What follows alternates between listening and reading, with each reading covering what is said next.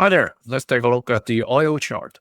To see where the price goes next, we'll cover the weekly market structure, check out the short-term trend, so we can assess the risk of next price move. From a big picture perspective, oil is currently in the markdown stage of the market cycle. The price is currently around the channel top, the falling channel top. This is education content only, not financial advice. The most important weekly support level now becomes the orange key level of $82 after last week the price climbing to this level. You can clearly see this week the wick briefly went below the 82, meaning the bears are definitely testing the level. The major resistance as of now is $88, the yellow key level. So that's the weekly picture. Now, let's get to the micro view and see these shorter term moves. Last week, we said it seems to be exhibiting a downtrend, but when we get closer to the 18th, we will know whether that's the case, and the bulls successfully broke outside of the trend. And that's something not very shocking, because we also discussed during the path in a channel, the price can bounce along three lines. The first line is definitely the bottom. The second is the center line. So you can see this bounce to the center, bounce back to the bottom, and then bounce up to the ceiling, the third line. So you can always see these kind of bounces along these three lines. And that's what it did just a few days back.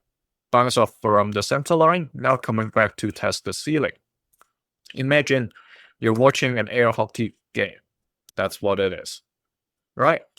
Now, coming to this point, if the bulls manage to once again test the ceiling, but just to touch it and then come back down, depending on whether they are able to defend the $82 line, that may lead into the middle of September.